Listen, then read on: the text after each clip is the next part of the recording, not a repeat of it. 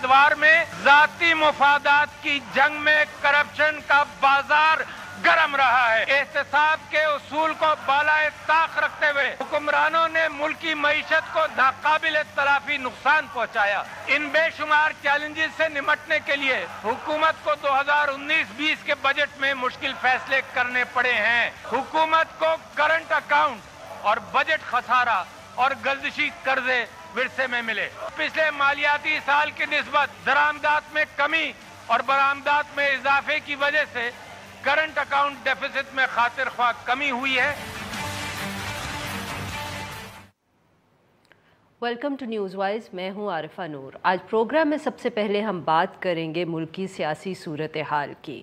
Parliament کا آج مشترکہ اجلاس ہوا جس سے صدر مملکت عارف علوی صاحب نے خطاب کیا۔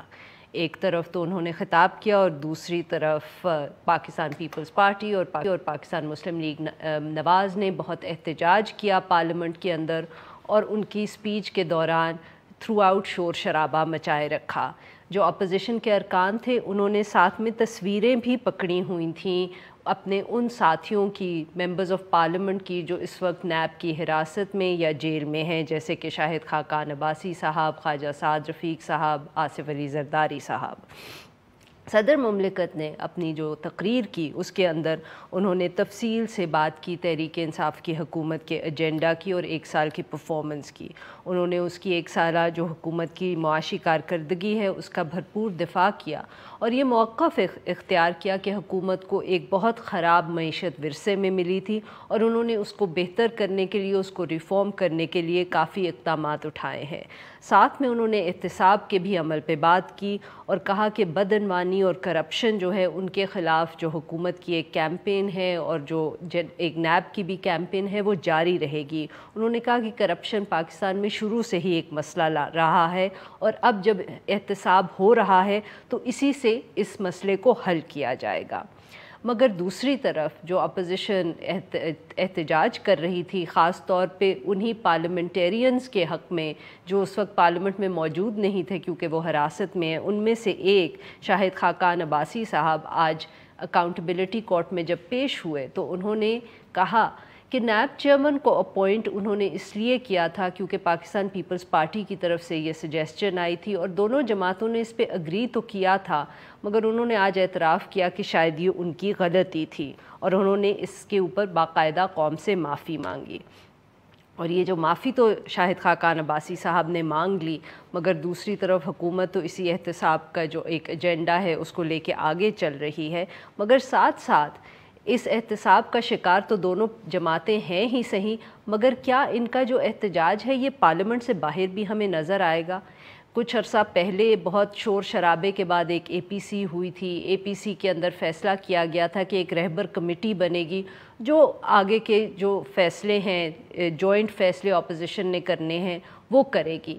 مگر گزشتہ دن پاکستان پیپلز پارٹی کے بلاول بھٹو زرداری صاحب نے تو یہ اعلان کر دیا کہ جمعیت علماء اسلام فضل الرحمان صاحب کا جو ایک لانگ مارچ ہے اسلام آباد کی طرف، پاکستان پیپلز پارٹی اس کے اندر حصہ نہیں لے گی۔ ابھی تک امپریشن تو یہی تھا کہ یہ فیصلہ جو ہے یہ رہبر کمیٹی میں ہوگا، مگر یہ تو لگ رہا ہے کہ پاکستان پیپلز پارٹی نے یونیلیٹرلی ہی اناؤنس کر دیا ہے۔ تو کیا یہ احتجاج اور یہ جو ایک جوائنٹ اپوزیشن کے خواب اپوزیشن نے ہمیں دکھائے تھے، کیا یہ ختم ہو گئے ہیں، اور اب جو ان کا احتجاج ہے وہ بس اتنا ہی رہ گیا ہے کہ پارلیمنٹ کے اندر وزیر اعظم کے خلاف یا حکومت کے خلاف احتجاج کریں گے؟ ان سب ایشوز پہ بات کرنے کے لیے ہمارے ساتھ موجود ہیں ندیم افضل چند صاحب جو ترجمان ہیں وزیر اعظم کے، اور محمد زبیر صاحب جو سینئر رہنمائے پاکستان مسلم لیگ نواز اور سابق governor Sindh. Welcome to the show. جی چند صاحب آپ سے شروع کرتے ہیں۔ تو آج آپ کے صدر نے تو اتنی تعریف کی اور احتساب کی بات کی اور کہا کہ یہ اقدامات جاری رہیں گے، دوسری طرف کل چیف جسٹس صاحب نے جس طرح احتساب کی بات کی ہے انہوں نے تو لگتا ہے کہ تنقید کی، انہوں نے کہا کہ اس سے یہ امپریشن کریٹ ہو رہا ہے جس طرح احتساب ہو رہا ہے کہ پولیٹیکل انجینئرنگ کی جا رہی ہے۔ بسم اللہ الرحمن الرحیم۔ دیکھیں چیف جسٹس صاحب کا جو بیان ہے پہلے اس کی طرف آ جاتے ہیں، اس کی طرف آ جاتے ہیں۔ پولیٹیکل انجینئرنگ جو ہے نا، اگر ان کے خیال میں ہو رہی ہے، ملک کا چیف جسٹس جو سب سے بڑے ایک جس نے انصاف مہیا کرنا ہے، جس ادارے نے جس کی طرف عام آدمی سے لے کر بڑے سے بڑا کوئی وزیر اعظم ہے یا پریزیڈنٹ ہے یا ورکر ہے یا ریڈی والا ہے، اس کی نظر ہوتی ہے عدلیہ پر. صرف عدلیہ اگر ان کو انجینئرنگ نظر آ رہی ہے تو میرے خیال میں ان سے بہتر منصف تو کوئی نہیں ہو سکتا اس انجینئرنگ کو ختم کرنے میں یا اس انجینئرنگ کے بہتری کی طرف لے جانے میں. تو اگر صرف بیانات کی حد تک، میں معذرت کے ساتھ، کیونکہ میرا ایک بڑا ان سے احترام کا رشتہ ہے ذاتی طور پر بھی، سچی میں آپ کو بتاؤں، ان کی فیملی کے ساتھ ان کا، اور بہت اچھے جج بھی ہیں، لیکن ان کو چاہیے ریفارمز کریں جوڈیشل سسٹم میں. ان کو چاہیے لوگوں کو عدلیہ میں انصاف ملے تاکہ یہ انجینئرنگ کرنے کی جرت کسی کو نہ پیدا ہو سکے. سو پاکستان مسلم لیگ نواز کے ساتھ اگر کسی نے انصاف کرنا ہے تو وہ چیف جسٹس نے کرنا ہے. عدلیہ کا کام ہے. دیکھیں کسی کے ساتھ بھی، میں اس پہ سیاست نہیں کرنا چاہتا اس ایشو پہ، میں چاہتا ہوں یہ بڑا جینوئن ایشو ہے. یہ ہر دور میں ہر چیف جسٹس آ کے بیانات کی حد تک دیتا ہے کہ جی یہ ہو رہا ہے، جمہوریت کو ڈیریل نہیں ہونے دیں گے، جمہوریت کمزور ہو رہی ہے، جمہوریت مضبوط ہو رہی ہے. بھائی ہر کسی کا اپنا اپنا حصہ اس نے ڈالنا ہے. اگر اس ملک کا نظام ٹھیک کرنا ہے تو آپ بسم اللہ کریں، پرو ایکٹیو ہوں، سسٹم کو انہوں نے تو بہت کوشش کی ہے. ویسے دیکھیں ذاتی طور پہ انہوں نے جوڈیشل ایکٹیویزم بڑا کم کیا ہے. انہوں نے سو موٹو والا جو ایک ڈرامہ تھا وہ بہت ریفارم کی کوشش کیا. انہوں نے پینڈنسی ختم کی ہے. جو اچھے کام کیے ہیں وہ سپریم کورٹ میں مان جاتے ہیں، لیکن ہائی کورٹ کے ججز بھی ٹھیک ہے، ڈائریکٹ ان کے ماتحت ان کا ایسا کنٹرول چیف جسٹس کا نہیں ہوتا، لیکن بڑے پارز ہوتی ہیں چیف جسٹس صاحب پاکستان میں.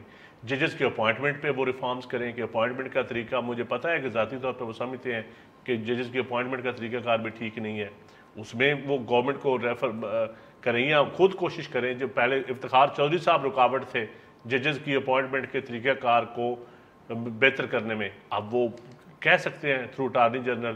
میں خود اٹارنی جنرل کے پاس گیا ہوں، میں نے کہا اٹارنی جنرل صاحب اس ملک کا سب سے بڑا مسئلہ عدلیہ ٹھیک ٹھاک ہو سکتی ہے، ججز کی induction. Trying to say is کہ یہ غلطی اگر ہوئی تو یہ شروع تو پہلے ہوئی. پاکستان تحریک انصاف تو پاور میں بعد میں آئی، جو بازو مروڑ رہی ہے یا نہیں مروڑ رہی، جب ہم نے لگایا تھا تو پہلے ہو گیا. نہیں there is a difference. اگر آپ بالکل ہیپننگز دیکھ لیں نا، آپ جون 2018 سے پہلے یہی چیئرمین تھے اور جون 2018 کے بعد بھی یہی چیئرمین ہے. ڈفرنس کیا ہے؟ پہلے تو نہیں یہ پکڑ دکڑ تھی. آپ مجھے ایک چیز بتا دیں، جب جاوید اقبال صاحب چیئرمین لگے تھے تو اس کے بعد سے انہوں نے کوئی انکوائری ہوئی، اکاؤنٹنگ کی انکوائری، ٹیکس کی انکوائری، اور جا کے مریم نواز کو اریسٹ کر لیا. 2008 کی ٹیکس کی انکوائری پر مریم نواز کو اریسٹ کر لیا. پھر بڑے موصوف بڑے اطمینان سے ایک دن شام کو کہتے ہیں، اور میں چند صاحب کو بھی یاد دلا دیتا ہوں، مجھے صرف اگر آپ 1 منٹ دے دیں، کہ موصوف فرماتے ہیں کہ سیلز ٹیکس اور انکم ٹیکس کے کیسز ہم واپس FBR کو پہنچا رہے ہیں. عارفہ یہی تو ہم پہلے دن سے کہہ رہے ہیں، یہ ان کا جورسڈکشن ہے ہی نہیں. نیب کی جورسڈکشن انکم ٹیکس اور سیلز ٹیکس کے کیسز کب سے ہونی شروع ہوگی ہے، اور کس لیے ہوتی ہے؟ کہ مریم نواز کو اگر آپ نے اریسٹ کرنا ہے مظفر آباد جانے سے روکنے کے لیے، یا اگر آپ وہ پنجاب کے مختلف شہروں میں جا رہی ہیں اور ایک ہلچل محسوس ہو رہی ہے تو آپ نے اریسٹ کرنے کے لیے ایک انکم ٹیکس سے ریلیٹڈ ایشو پر ان کو اریسٹ کر لیا، اور پھر اس کے دوسرے دن فرماتے ہیں کہ تمام کیسز ہم واپس FBR میں بھیجیں. پہلے تو ان سے موصوف سے پوچھیں کہ آپ نے لیے کیوں تھے، یہ آپ کی جورسڈکشن بنی کب سے تھی. سو جب تک ہم یہ ڈیفیکلٹ اور ٹف کوسچنز ان سے نہیں پوچھیں گے. دوسری چیز، کیبنٹ میں جو فردوس عاشق اعوان صاحبہ نے آج سے 2 ہفتے پہلے یہ کہا نیب کے حوالے سے کہ کیبنٹ نے یہ محسوس کیا ہے the economy has crippled word use کیا because of NAB. She said bureaucrats have stopped working and taking decisions because of NAB. She said the investment has come to a grinding halt. Exact الفاظ میں محترمہ کے بتا رہا ہوں. یہ cabinet میں بات چیت ہوئی اور فیصلے ہوئے ہیں، تو ہمیں شکایت ہے، ہمارے سے تو 10 گنا زیادہ شکایت کیبنٹ نے اظہار کیا ہے. اور اسی لیے ہم کہہ رہے ہیں کہ یہ اتنا غلط طریقہ کار ہے کہ اس میں سب آگے جا کے روئیں گے اور پیچھے جب مڑ کے دیکھیں گے سب کچھ پانی بہہ چکا ہوگا. جی ناظرین یہاں پہ لیتے ہیں، جب ہم بریک سے واپس آئیں گے تو چند صاحب سے پوچھیں گے کہ کیا حکومت اس وقت اپوزیشن سے زیادہ رو رہی ہے نیب کی جو ایکٹیویٹی ہے. Stay with us.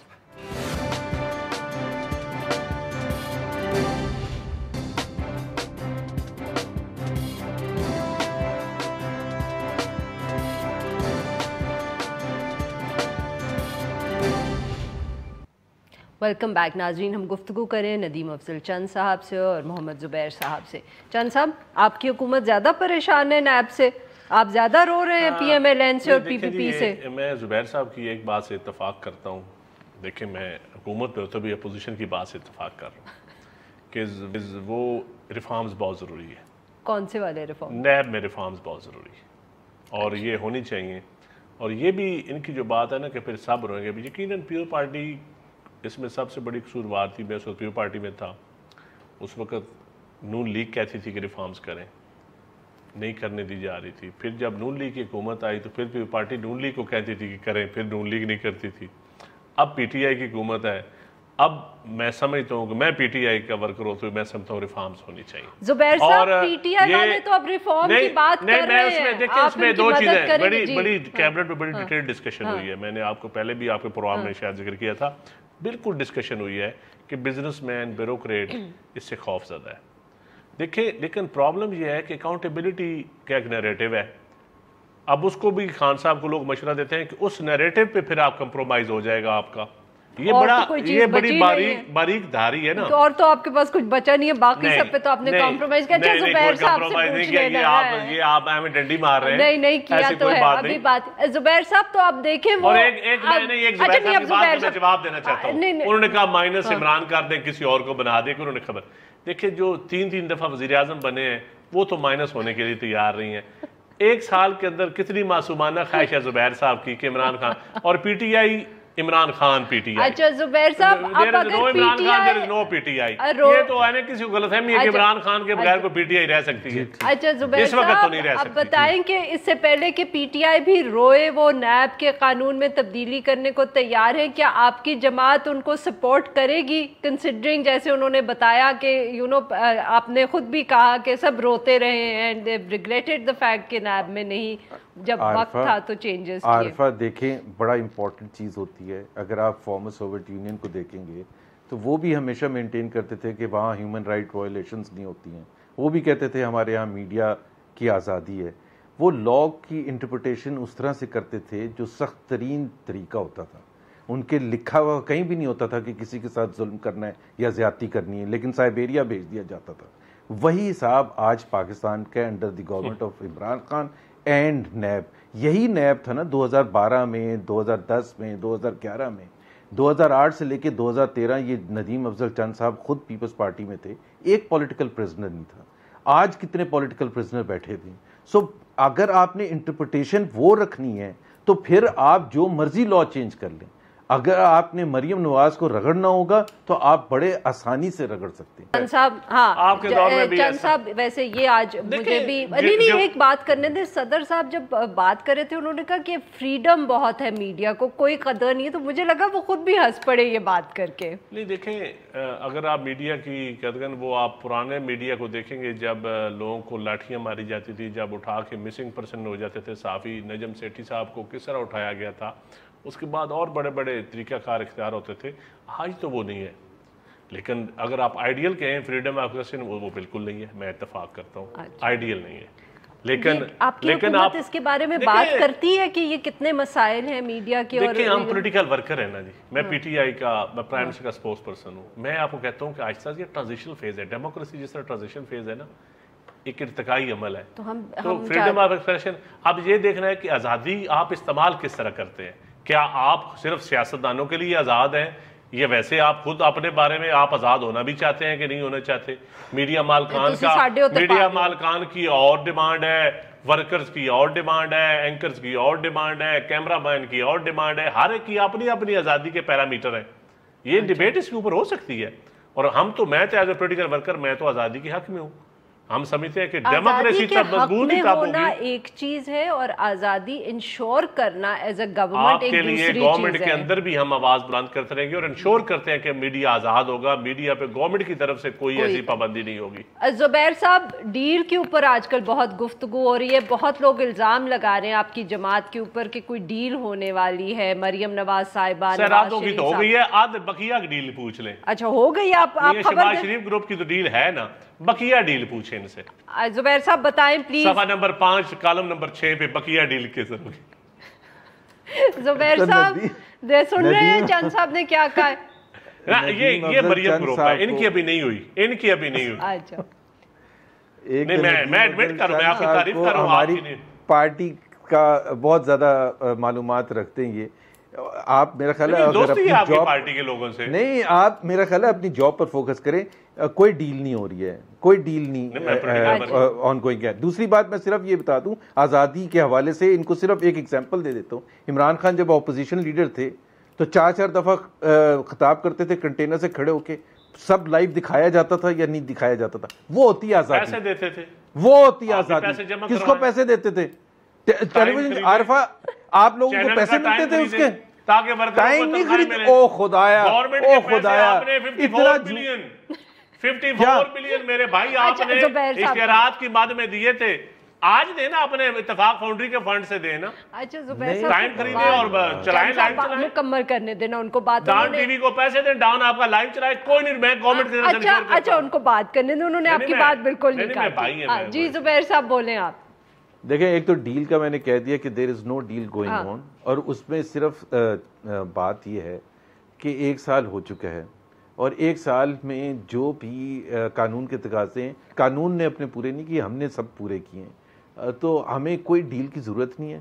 I think we are on a high moral high ground, اور ہم سمجھتے ہیں کہ ہمیں پولیٹیکل پذیرائی بھی اس وجہ سے حاصل ہوئی ہے، اور ہمارا ووٹ بینک بھی مینٹینڈ ہے. یہ جو توڑ پھوڑ کوشش کی ہے پولیٹیکل انجینئرنگ انہوں نے بہت زیادہ. ڈیل کی ضرورت نہیں ہے تو بیچ میں خاموشی کیوں آ گئی تھی جب بیل پہ نواز شریف صاحب؟ ایک تو یہ بڑا مسئلہ ہے، ایک تو بڑا مسئلہ ہے، بولتے ہیں تو اٹھا کے اندر بند کر دیتے ہیں، اور پھر جب نہیں بولتے سے کہتے ہیں کہ بول کیوں نہیں رہے.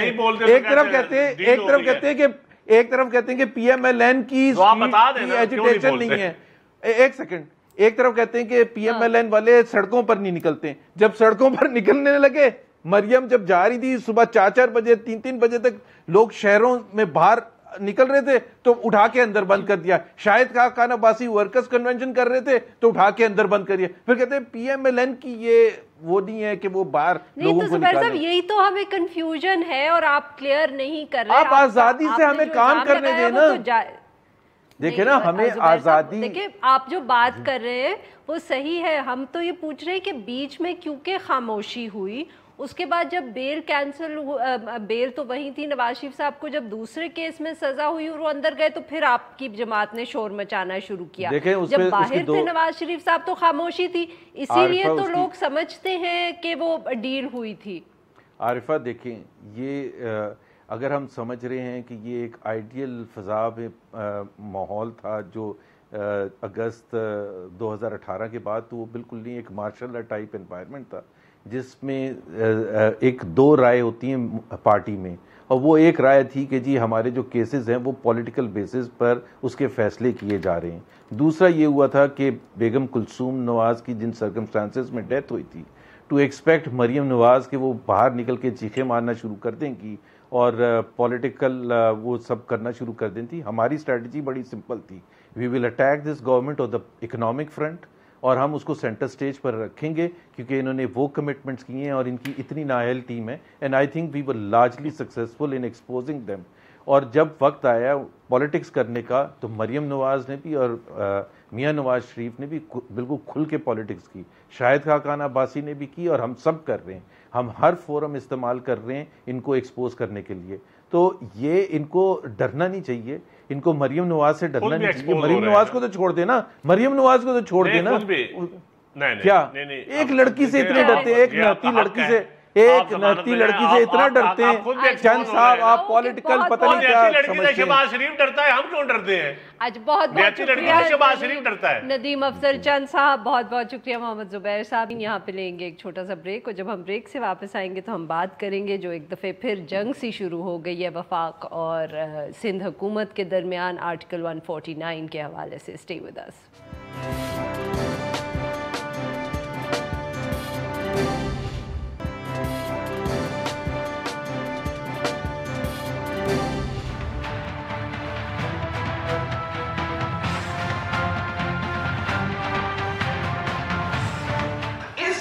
کے بعد جہاں انہوں نے اپنے ہاتھ دکھا دیا، عمل اٹھا دیا کہ ہم نے کراچی کو لا کو ابیوز کر کے غیر آئینی طریقے سے قبضہ کرنا ہے، اس حکومت کو گھر جانا چاہیے. कराची वाले नहीं चलाएंगे, कराची को इस्लामाबाद में बैठे हुए लोग चलाएंगे। एक्चुअली पाकिस्तान को भी अपने इस्तीफा देना चाहिए, इस हुकूमत को घर भेजना पड़ेगा।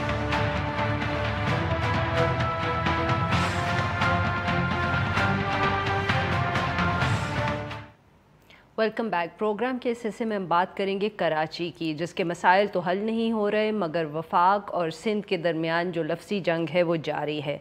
वज़ीर कानून फ़रोग़ नसीम साहब ने तजवीज़ पेश कर दी है कि शहर के मसाइल हल करने के लिए आर्टिकल 149 जो आइन का है उसको इस्तेमाल करके जो फ़ेडरल हुकूमत है वो कंट्रोल संभाल ले कराची का और फिर कराची की सफाई करे। वैसे तो उन्होंने ये कहा कि ये उनकी सिर्फ अभी एक तजवीज़ है जो वो वज़ीर आज़म को पेश करेंगे, मगर इसके ऊपर सख्त रद्द अमल आया है सिंध हुकूमत का।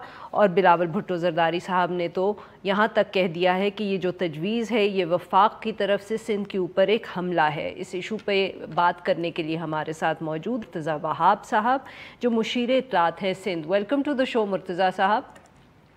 बहुत शुक्रिया जी। मुर्तज़ा साहब, तो अभी तो ये वज़ीर कानून की तरफ से सिर्फ एक क्या कहते हैं वो कह रहे हैं कि उनकी पर्सनल राय है, ज़ाती राय है, एक तजवीज़ है जो वो वज़ीर आज़म साहब को पेश करेंगे।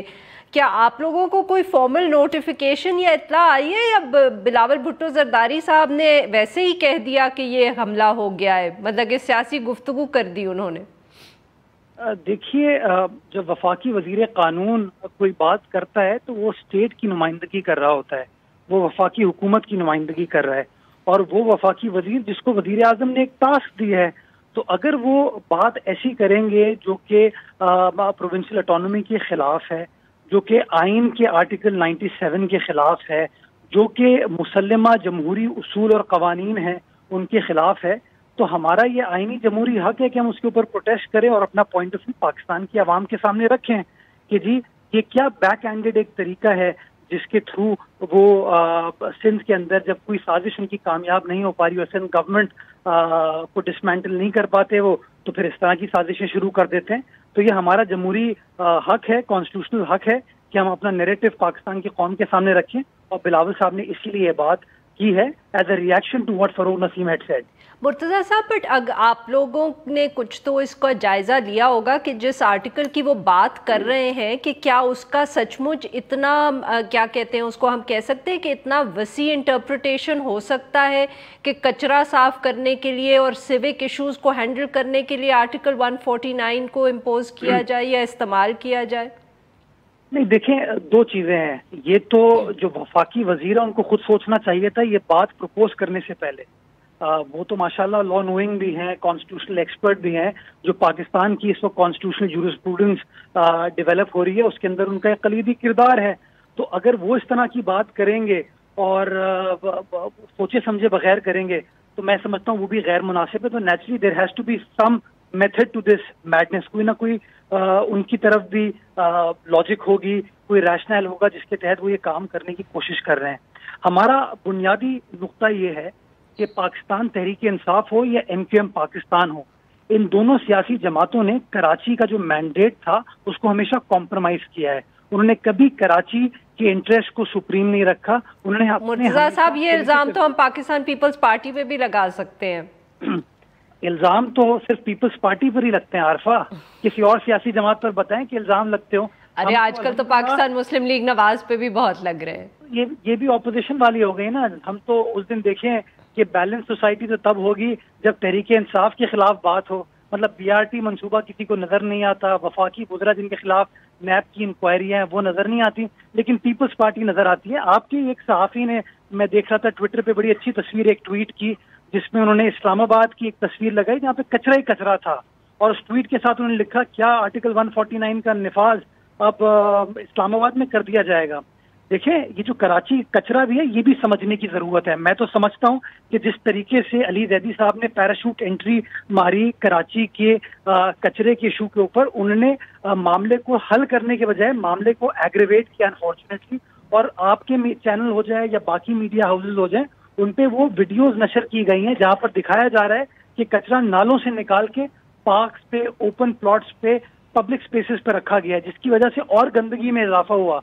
تو انفارچونیٹلی یہ لوگ سوچے سمجھے بغیر فیصلے کر لیتے ہیں، جس کا خمیازہ بعد میں قوم بھگتتی ہے. تو مرتضیٰ صاحب کیا یہ کراچی کے مسئلے پہ آپ اور پاکستان تحریک انصاف اور MQM پاکستان کیا سب اکٹھے بیٹھ کے یہ مسئلہ حل نہیں کر سکتے؟ اتنا اہم شہر ہے اس ملک کا، سب کا اس میں حصہ بھی ہے، اسٹیک بھی ہے، مگر ہمیں لگ رہا ہے کہ جب سے یہ بارشیں ہوئی ہیں آپ لوگ سب جو سیاستدان اور جماعتیں لڑائی میں زیادہ مصروف ہیں اور مل کے کام نہیں کر رہے. عارفہ مجھے it's a very important question that you ask, please give me time to respond. جی سر. دیکھیں we are the provincial government, سب سے بڑا اسٹیک ہمارا ہے. اگر کوئی اچھی چیز ہوگی اس کا کریڈٹ ہمیں جائے گا، اگر بری چیز ہوگی تو اس کا خمیازہ ہم بھگتیں گے.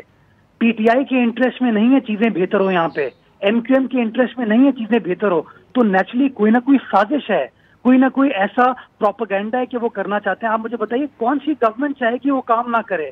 کون سی گورنمنٹ چاہے گی کہ وہ لوگوں کو کے انٹرسٹ کو پروٹیکٹ نہ کرے؟ دیکھیں وزیر اعظم عمران خان صاحب جب کراچی تشریف لائے تو انہوں نے کراچی میں ووٹ لینے کے بعد کراچی والوں کو وعدہ کیا 162 ارب روپے کے ترقیاتی پیکج کا. آج ان کی حکومت کو 12 ماہ گزر چکے ہیں، 2 بجٹ ماشاءاللہ یہ پیش کر چکے ہیں. اگر کراچی شہر کے اندر 1 روپے کی انویسٹمنٹ عمران خان صاحب نے کی ہو، فیڈرل گورنمنٹ نے کی ہو ہمارے انفراسٹرکچر کو امپروو کرنے کی، تو میں غلط ہوں گا، وہ صحیح ہوں گے. 162 ارب روپے کا عارفہ میں تو بحیثیت کراچی کے شہری کے ڈیمانڈ کر رہا ہوں.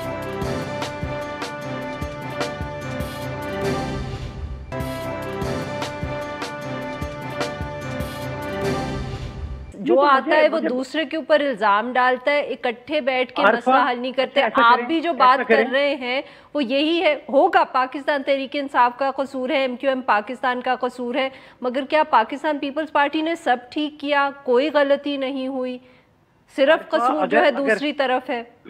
Not at all. دیکھیں انسان کو حقیقت پسند ہونا چاہیے.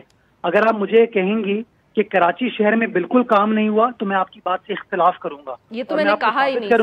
میری بات میں اگر کہہ رہا ہوں، اگر آپ یہ کہیں گی کہ کراچی شہر میں کام نہیں ہوا میں اس بات سے اختلاف کروں گا. اگر آپ یہ کہیں گی کہ کراچی شہر میں اور کام ہونے کی ضرورت ہے میں آپ کی بات سے اتفاق کروں گا کہ اور کام ہونے کی ضرورت ہے. سندھ گورنمنٹ کام کر رہی ہے، کام کرنا چاہتی ہے. اور آج میں آپ کے چینل کے توسط سے بھی یہ کہتا ہوں کہ جی کراچی کے ایشو کے اوپر خدا را سیاست نہ کریں، آئیے مل بیٹھ کر کام کریں، کراچی والوں کی خدمت کریں. This is the commercial hub of this country. Karachi چلے گا، پاکستان چلے گا. ہم چاہتے ہیں، سندھ گورنمنٹ چاہتی ہے، اس چیز کو بہتر کرنے کی ضرورت ہے. سندھ گورنمنٹ وہ کام کرنے کو تیار ہے. آئیے پرائم منسٹر صاحب کراچی آ جائیں، چیف منسٹر کے ساتھ بیٹھیں، آئیے میئر کو بھی بٹھائیے. نہیں بھی آتے تو آپ خود نہیں ہے کراچی کے کچرے کا مسئلہ حل کر سکتے؟ آپ چھوڑ دیں، اگنور کر دیں انہیں. جی عارفہ دیکھیں کراچی کے کچرے کے مسئلے کو بھی پھر سمجھیں آپ. Karachi has 6 district. Out of those 6 district 4 district are with Sindh government, جو کہ کچرا جہاں سے ہم اٹھا رہے ہیں. 2 ڈسٹرکٹ آج بھی وہاں کی DMC کے پاس ہیں، اس کو ہٹا لیجیے. کراچی کے اندر 6 کنٹونمنٹ بورڈز ہیں. کراچی کے اندر KPT ہے، پورٹ قاسم ہے، پاکستان ریلویز ہے. اگر ایک جگہ سے کچرا اٹھا کے دوسری جگہ کچرا رکھ دیا جائے گا تو کبھی بھی معاملہ حل نہیں ہو پائے گا. میں آپ کو ذمہ داری کے ساتھ کہتا ہوں کہ کراچی شہر سے Sindh solid waste daily basis پہ 11.5 سے 12,000 ٹن کچرا اٹھاتا ہے اور اٹھا کے وہ لینڈ فل سائٹ پر لے کے جاتا ہے. باقی جو ادارے ہیں وہ اپنا کچرا کہاں ڈمپ کریں، ایک سوال ہے جو کہ میں سمجھتا ہوں آپ کے چینل کو بھی ہائی لائٹ کرنا چاہیے. باہر کیف سندھ گورنمنٹ ڈیسائیڈ کر چکی ہے، we are working on a strategy which will be applicable later this month, کہ کسی کی بھی اب جورسڈکشن ہو ہم کچرا اٹھا کے دیں گے، ہم کراچی صاف کر کے دیں گے. لیکن اگر باقی ایریا سے کچرا اٹھا کے اگر سڑکوں پر رکھا جائے گا، اگر لوگ نالوں کو چوک کریں گے، اگر لوگ سیوریج سسٹم کے اندر بوریاں اور رضائیاں ڈالیں گے، تو پھر سازش آپ لوگوں کو بھی بے نقاب کرنی چاہیے کہ کون لوگ ہیں جو چاہتے ہیں کہ کراچی کے اندر یہ ترقی کا سفر سٹارٹ نہ ہو. اسی کراچی شہر کے اندر لا اینڈ آرڈر سچویشن کو اسی سندھ گورنمنٹ نے ٹھیک کیا ہے. سندھ کے اندر الحمدللہ آپ کمپیریٹیولی چاروں صوبوں سے کمپیئر کر سکتے ہیں law and order situation. It is الحمدللہ، اللہ تعالیٰ اس چیز کو قائم رکھے. ہم ہی نے امپروو کی نا، پولیٹیکل ول تھی، پولیٹیکل کمٹمنٹ تھی، ہم نے کر کے دی. ہم تو آج بھی کہہ رہے ہیں کہ آئیے اسی پولیٹیکل ول کے ساتھ تمام سٹیک ہولڈرز مل کر کام کریں. ہم آج بھی کہہ رہے ہیں کہ وہ جو 162 بلین ہیں آپ میئر KMC کو دے دیجیے، چلے وہ لگائیں کراچی شہر کے اندر. بہت بہت شکریہ مرتضیٰ صاحب، آپ نے ہم سے بہت تفصیل بات کی اور بہت تفصیل سے ہمیں جو ایشوز تھے وہ سمجھائے. ناظرین آج کے لیے بس اتنا ہی. We'll be back tomorrow at the same time.